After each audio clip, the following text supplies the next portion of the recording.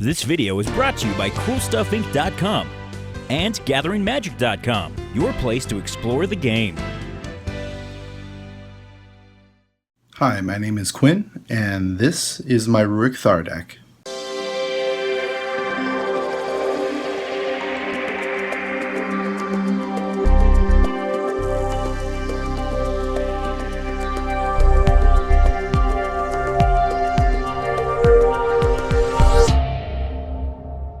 Alright, so Ruric Thar is kind of a strange general in that he has a major downside attached to him. He is a 6/6 Ogre Warrior, 4/6, green, red, and 4, with Vigilance and Reach, which is an odd combination on those colors by itself. But he attacks each turn if able. That's not the downside I'm talking about, although we addressed that downside of this deck. His major downside is also his upside. Whenever a player casts a non-creature spell, Ruric Thar deals 6 damage to that player. Now, the problem with this is that it includes yourself. So I have built my entire deck around addressing these two problems that he has. He attacks every turn, no matter what your opponent has. If they have something with Death Touch or something just plain bigger than him, he's screwed. And the fact that he's going to hit you if you play something that isn't creatures. So what I've done is I've built this deck entirely out of creatures and lands. There are no non-creature permanents or spells in this deck. So other than that, once that happens, so long as you can keep Ruric Thar on the field and keep him from dying, he's actually an awesome general, because then he presses your opponents and kind of encourages them to play more creatures rather than anything like a board wipe or kill spell. And even then, whenever they do something like that, they're taking the hit typically. Now, this deck has 10 forests and 8 mountains, and it's a relatively large-sized basic land package. Now, to start us off with our first dual lands, we have Kazandu Refuge. It's pretty simple. I'm not made of money, so I can't afford a lot of the big dual lands. When it enters the battlefield, it enters the battlefield tapped, and when it enters the battlefield, gain a life, and it taps for red and green. Pretty simple. Rugged Highlands does the same thing. We have Temple of Abandon. It enters battlefield tapped as well. However, when it does enter, it scries you one, so that is actually more helpful than you think. Then we have Raging Ravine, just in case we do get board wiped, because we are an all-creature deck. We're probably going to be flooding the field. Someone's going to want to take the 6 to the face and wipe the board. We'll have some backup here. And then we have Rootbound Crag, just your simple check dual land. Not too much to say about that. And then we have Stomping Ground, and I typically don't like shocks myself unless I have something in the deck to search them up specifically with, and there are plenty of ways to search up forests in this deck, so Stomping Ground got included. Deviating away from our dual lands, we have a pair of search lands here. I've got Terramorphic Expanse and Evolving Wilds. And then we have Llanowar Reborn. Now, the thing with Ruric Thar is because he's attacking a lot, he's going to be attacking into things. So this is literally in here it was initially put in there just to make him bigger. However, there is actually a couple synergies in this, or one synergy, I believe, in this deck that benefits from that graft there. Then we have Temple of the False God. Tap to add 2 to your mana pool so long as you have 5 more lands. Reliquary Tower, you would be surprised at the amount of card draw that Ruric Thar actually has in him. Blighted Woodland, it's an explosive vegetation that counts as a land, so you don't have to use up a non-land slot for it. We have Cathedral of War. Again, we're going to be swinging into Ruric Thar a lot, or we're swinging the Ruric Thar into things a lot, so we've got to make sure he stays alive. Rogue's Passage, same deal, only this is so much better if you can pop that 4 every single turn. It puts people on a clock. And then Yavimaya Hollow, a land I don't see a lot of people playing with. It used to be expensive. I'm not entirely sure how much it is now, but the fact that I can just regenerate Ruric Thar whenever he swings into something too big. It makes this an auto-include. And then last but not least, we have these two. These are just to make Ruric Thar a little bigger, or any of my other creatures a little bigger, and give them trample to get that extra damage in, whether it be commander damage or just normal damage. We have Skarg the Rage Pits and Kessig Wolf Run. And Kessig Wolf Run is obviously the better of the two, but it's a 1 card in the 99, so I threw in Skarg as well. Alright, after that, we're done with our Lance. Now we can move on to our creatures, which is the rest of the deck. Now, because I am running only creatures, this deck is going to need answers for things that normal decks that run other spells would have answers for. So I've broken these creatures up into subcategories based on their job in the deck. This first category is going to be my ramp package here. This is going to be what's going to get us accelerated. We have Sakura-Tribe Elder, so strictly better rampant growth in my opinion, because you can bring him back. He triggers sack outlets if you're running a sack deck and whatnot. Everyone knows this guy. We have Fertilid, which synergizes well with that Graft land from before. So then if you wanted to help someone else out politically, you can give them a land. Or if someone's got a Knob Nixilis out and you're feeling especially mean, it does say target player. So now we have Wood Elves. We can use that to grab Stomping Ground. We have Ondu Giant, just 4 mana for a 2/4 that grabs me a land. Silverglade Elemental, just a bigger Wood Elves. We have Frontier Guide. She's more in here to just get me lands every single turn after turn 4. Obviously, we can't build this deck without Solemn Simulacrum. And then we have Treasonous Ogre, another card I don't see a lot of people running lately. He's got to Throne. He's 4 mana cost, it's a red and 3 for a 2/3 Ogre Shaman. And he says pay 3 life, add 1 red to your mana pool. Now, in EDH, with our abundance of life, this is amazing, and it combos well with any activated abilities that don't require you to tap, but pump red mana into. I've got a card in here like that combos wonderfully with Treasonous Ogre.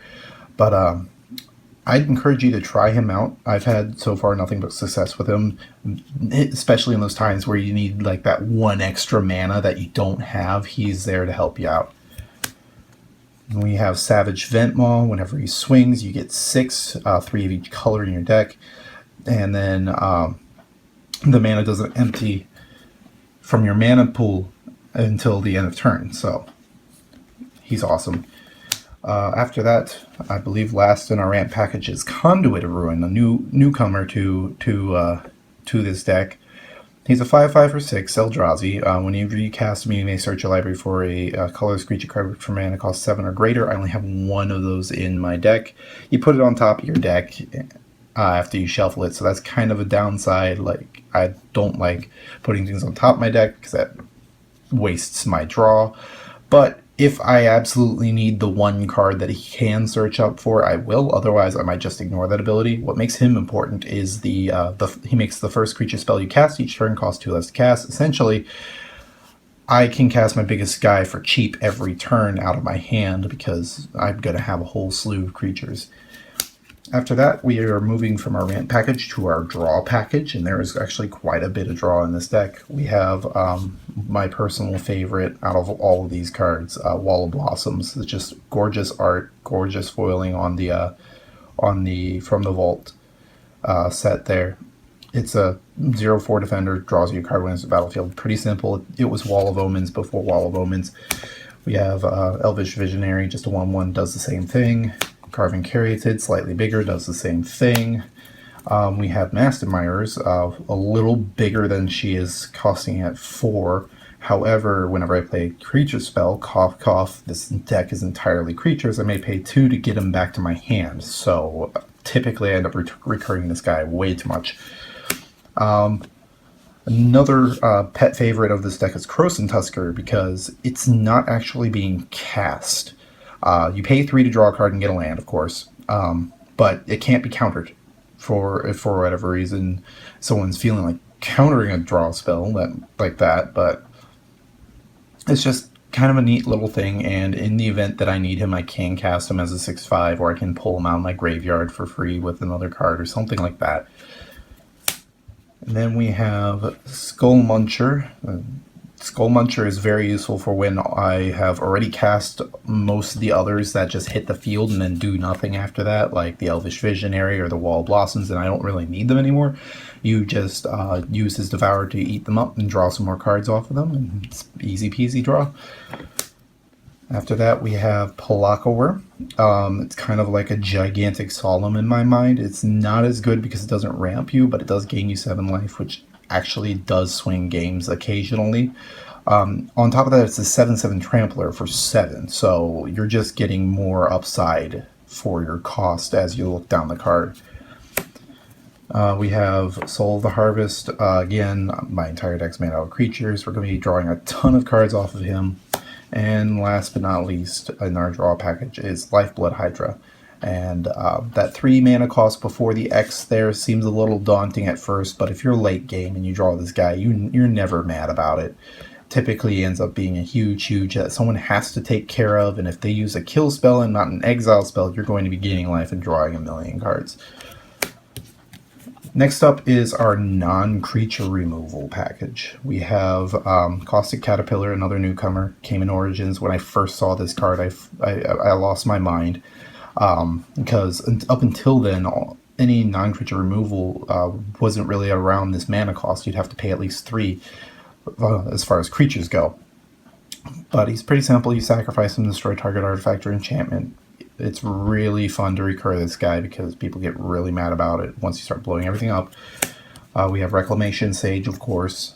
3 mana, destroy target artifact, enchantment. It's basically, these two might as well be the same card. 3 mana to blow something up. See, pretty easy.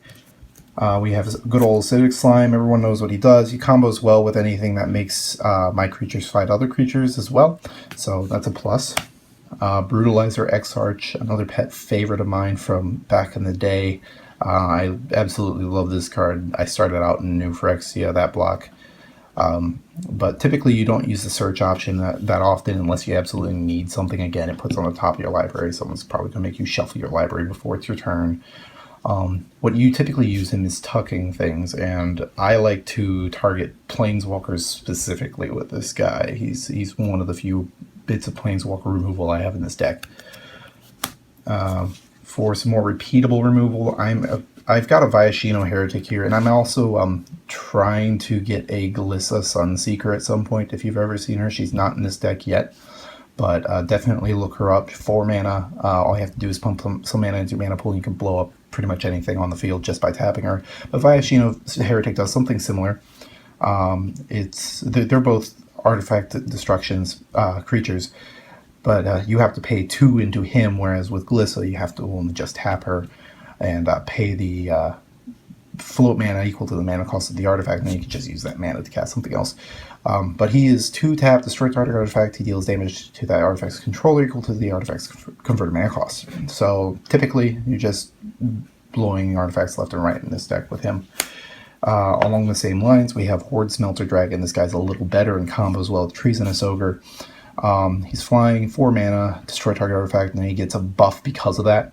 So if you destroy multiple artifacts and then swing at him, you could be killing people with this relatively easily, especially if there's an artifact deck on the field and you have a Treasonous Ogre out. And after that, we have Bane of Progress, kind of my artifact and enchantment board wipe. I don't run too many artifacts and enchantments in this deck, and the few artifact creatures I do run kind of want to die, i.e. Solemn. So I don't really care if my Solemn Simulacrum gets blown up because of him. And last but not least in this package is Terastodon. It's just another way to take care of planeswalkers if I need to. I can pretty much take care of any problem thing that's not a creature with this and be happy with my 9/9 elephant. And next up is our creature removal package. Now, creature removal in red and green is especially hard, just because they're not really built for it in EDH especially. Red kind of is, but in smaller formats, it's a lot easier to blow something up than in the EDH. We have Ulvenwald Tracker. He's a 1 mana for 1/1, pay 2, tap him. This target creature you control fights another target creature. He works really well with the next two cards that are in this list, as well as the previous one, Terastodon, now that I think about it. He ends up actually killing a lot of things, especially if you have Ruric Thar out, because most things you see on the field won't be 6 or above. So I included him in this deck. We have then our next two, Deadly Recluse and Thornwell Archer. These two are our front lines. These are kind of the rattlesnake cards, or if I need to chuck them with Ulvenwald Tracker, I can. They both have Reach, Death Touch. One's a 1/2, the other one's a 2/1. They're relatively the same card, except one's an elf, but I'm not really running tribal, so they're equally as good to me. After that, we have some burn. We have Cinder Elemental. It's 4 mana for a 2/2 elemental. Typically next turn I'll be using him immediately, or this turn if I have a haste enabler out. But what he does is you pay a red and X, tap him to just burn something in the face for X. It's actually a lot better card than you think in an all creature deck. Otherwise I'd probably just be running Fireball. We have Spite Bellows, 3 mana to deal 6 damage is just efficiency. After that, another card that goes really well with Treasonous Ogre is Flowstone Overseer. It's 3 red and 2 for 4/4, so he's a little hard to cast sometimes, but he's got 2 red in his ability to give target creature +1/-1 until end of turn. And what this does is you can use him one of two ways. You can either use him to buff your creatures, like if you've swung out with everyone and your opponent only blocks a few of them, you can pump him into whatever creature didn't get blocked and get some extra damage through. Or you can do what I like to do with him and just blow people's creatures up with it. If you have enough red mana on the field, or if you have a Treasonous Ogre out, you can pretty much kill whatever you want. He takes care of indestructible creatures and is just all around awesome. We have Inferno Titan here. Oldie but goodie, 6 mana for 6/6. It's got fire breathing. When you swing, you can spread out 3 damage amongst any number of target creatures or players. Bogard and Hellkite. No, sorry, that's later on. Flame Blast Dragon, 5/5 flyer for 6. He's also a fireball on a stick only. I can use him repeatedly. I just have to swing with him in order to use him. Steel Hellkite actually is more of like an all-around removal spell. I can pretty much take care of anything that isn't a land with him, so long as I have dealt damage to someone and I have enough mana. Duplicant is just is probably the only card in this deck that can straight up exile something, and I actually pulled this one. I didn't manage to buy him or anything. I bought a pack of Old Mirrodin or whatever that set symbol is there, and I was actually relatively pleased when I pulled him. So here he is. Foe-Razor Regent, another pet card of mine. A lot of people haven't really been using him, and I don't blame them in all honesty, but in this deck, when I have things that fight each other left and right, he's actually relatively useful. And last but not least, finally, Bogard and Hellkite. Sorry about that. He's 8 mana, which is a bit daunting, but he's a 5/5 flyer with flash that deals 5 damage when he flashes in. So, say someone's swinging at you with a 10/10, you can effectively kill a 10/10 with this guy if you really needed to. Just flash him in, block, and then deal the 5 damage, or reverse the order of that, deal the 5 damage and block. But he's especially helpful, especially when you're cheating him in or recurring him, so he's made the cut there. Next up, we have our kind of board wipe spells, red and green. It's even harder to get board wipes in our colors, just on creatures. Silklash Spider will take care of anything in the air. Jawari, the Earth of Flame, this is kind of a weird card. You typically never cast him normally. You can fireball things left and right using his first activated ability, but his second ability there is what he's in the deck for. You can pretty much scorch everything on the ground for easy peasy, just board wipe there. So after that, we have Living Inferno. It deals, you tap him to deal damage equal to its power divided as you choose among any number of target creatures. Each of those creatures deals damage to him. So typically when he comes down, I'll have a haste enabler out and he'll already have haste, so I'll be able to burn away someone's field relatively quickly. The only issue is he typically dies in that. If I can finagle it a little bit and get it so where he survives another turn, he's usually super awesome. Alright, after that we have our recursion package. It's a little small. Of course we have Eternal Witness in here. Pretty simple. After that we have Molgraft Monstrosity in a deck with entirely made out creature cards. And with them all having a use, it's really not that big a deal if it's a random 2 creature cards from my graveyard to the battlefield, because chances are I can actually use those creatures. After that we have Artisan of Kozilek. This guy is the only card I can tutor up with that other Eldrazi from earlier. He's a 10/9 for 9. Whenever you cast him, you may return target creature card from your graveyard to the battlefield, and he has Annihilator 2. The only downside with him is you can't abuse his first ability because he says cast, not when he enters the battlefield. So, but he still makes the cut, and having Annihilator 2 on a 10/9 is still nice, especially at 9 mana. After that we have our kind of flicker or bounce spells. They're more bounce than flicker, but with the amount of enter the battlefield abilities that are in this deck, they're actually especially useful. Hornkavu is a 3/4 for 2, and when you enter the battlefield you have to return a red and green creature you control to its owner's hand. So that typically means I get an extra card or an extra land, so I don't really complain when I'm casting this. Same thing with Sheevan Worm. It's 5 mana for 7/7 with trample. So this guy usually comes down and he's actually a threat while he's out. And he does the same thing. He just bounces a red or green creature to my hand. And then we have Temur Sabertooth. This is a more repeatable solution. And if I really need to block something big, I can do that with this no problem. I just bounce one of my utility creatures, makes them indestructible, block, no harm done. After that we have our combat enhancers. These are the things that give my creatures buffs or abilities that are going to help me in combat. We have Crimson Mage, probably the cheapest haste enabler. The downside is I have to pay red to use him. Anger, I typically just drop this and just swing into the guy with the base creature, or I just wait until someone swings at me. Urbrask the Hidden, a little more expensive than Anger, but he can tap down my opponent's creatures as they enter, making it a little easier for me to hit my opponents. Brawn, joining Anger there, gives all my stuff trample, just a little extra evasion. Xenagos, God of Rebels, doubles any of my creatures' power. That's usually used on Ruric Thar just to keep him alive, but also having a 12/12 swinging at you with something giving him unblockable is usually very useful. Archetype of Endurance, this protects my creatures. It's just I can't run like stuff like Swift of Boots or Lightning Greaves in this deck, so he's more in here just to cover my creatures' backs here. He's a bit expensive, but I end up usually just cheating him out with something.